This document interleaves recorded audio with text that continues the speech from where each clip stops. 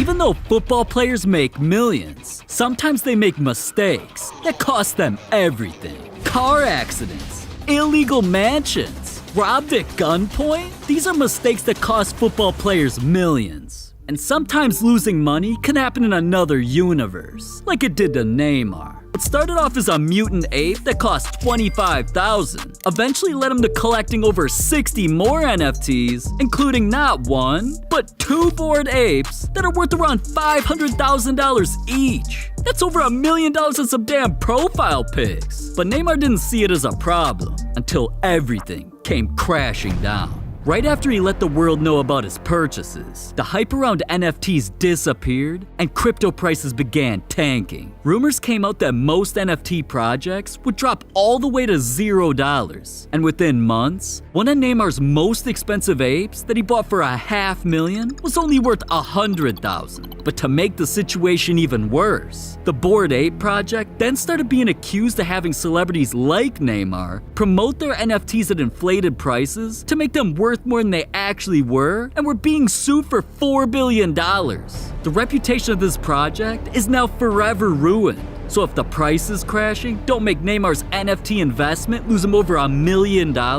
Legal issues might, but at least that wasn't as bad as losing millions and nearly costing someone their life, like Cristiano Ronaldo's purchase. Ronaldo's been known to have every ride imaginable, but his favorite purchase was a Bugatti Veyron that cost him $2 million. So this car went viral every time it hit the streets, which seemed like a good thing, till Ronaldo was on a family vacation, having the time of his life, but all he could think about was his Bugatti. So he actually ordered a yacht to bring it all the way across the ocean and drop it off at the island just so he couldn't wait till he was back home to drive it. But Ronaldo made a huge mistake. He let his assistant go pick it up to bring it to him. And at first, driving it was going smooth. But a car that goes 0 to 100 in 3 seconds isn't something they were used to. And all of a sudden, they crashed Ronaldo's Bugatti and it was completely totaled. But not only that, it smashed into the wall of somebody's house and ruined their entire property. So as the car was towed away, Ronaldo knew this was more than a $2 million problem. Apparently the accident ripped a water meter out of place. A door flew off its hinges. 2 concrete columns were knocked down, and the family's dog was shaking with fear. So Ronaldo told him to get everything fixed, keep the invoices, and he'd pay for all the damage the Bugatti caused. But at least he only lost a few M's, cause Lionel Messi lost 5 times as much buying something illegal. Messi had just traveled to one of his favorite places in the world, Ibiza. But he wasn't just here for vacation. He was shopping for his dream home, and eventually, he pulled up to this. This is Messi's paradise, and it had everything a superstar needs. That's why it cost him $11 million. But right after he signed the paperwork, Messi became a suspect in a high-profile crime. The government claimed that his new house was illegal. Apparently, Messi bought this crib from a shady businessman who was keeping secrets behind the government's back.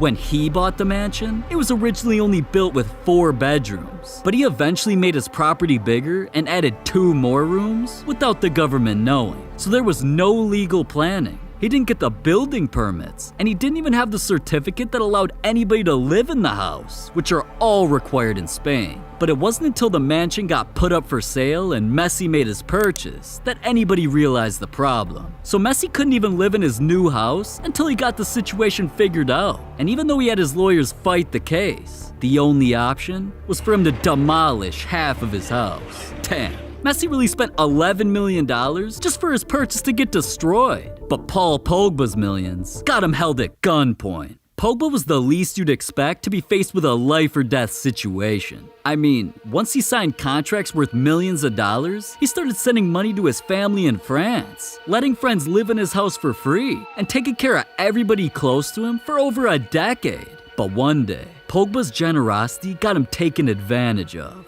Pogba was told that someone close to him stole his credit card and bought something for $200,000. So Pogba lost his trust in everybody, stopped helping his entourage, and kicked everyone out to focus on himself. But that's when things turned deadly. One night, some criminals pulled up to Pogba's crib and knocked at his door. But when Pogba answered, he was looking down the barrel of a gun. They forced him into a car, took him to a secret location, and that's where they told Pogba that if he didn't send them $13 million, they'd kill him. So obviously he paid the price, and they let him go. That transaction may have kept Pogba alive, but it turned out he knew exactly who abducted him. Pogba recognized the voices, so he called the police, told them it was his childhood friend and his own brother, Matthias. So it wasn't long before the situation made headlines everywhere. We now know from what the police investigation both in France and in Italy that Matthias Pogba and some childhood friends have tried to get some money off Paul Pogba. There have been some threats, they came to his house. And after this story broke the news,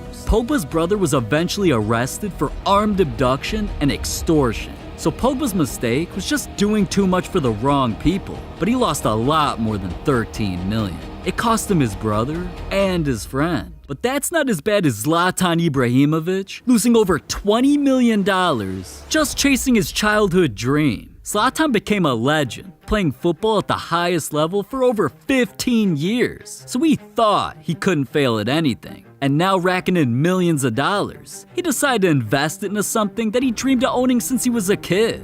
I've been working with big companies. I've been training in a lot of different clothes, and to have your own clothes, it's like a dream also. And not long after, Zlatan made things official, dropping his very own clothing line named A to Z Sportswear, which stood for amateur to Zlatan. He made these products affordable to everybody and made sure the world knew all about them. Zlatan began repping his clothes during interviews, all over Instagram, and even dropped some of the corniest skits in YouTube history while wearing the clothes. Why don't we say just good boxers, just like that? But jokes like that had nobody taking his brand seriously. So it wasn't long before Zlatan began losing millions. He initially planned for his brand to become the next Nike or Adidas. And without even testing the market, he began having his products designed with high quality materials, which made everything expensive. But even though he kept promoting the clothes, after all, it was basically just products with an A to Z logo. So fans never really felt like buying his clothes, cause nothing about them was unique. And it wasn't long before Zlatan started losing $2 million every month. Then out of nowhere, on the brand's official Instagram, they made 3 interesting posts that they began having 50% off sales. But even with this deal, it was obvious the traction never picked up, cause they made one final announcement, a thank you for everything, and that there was only one more chance to buy any of the merch before the site shut down for good. Within days, the site not only disappeared, Zlatan was forced to give up on his dream that lost him over $22 million.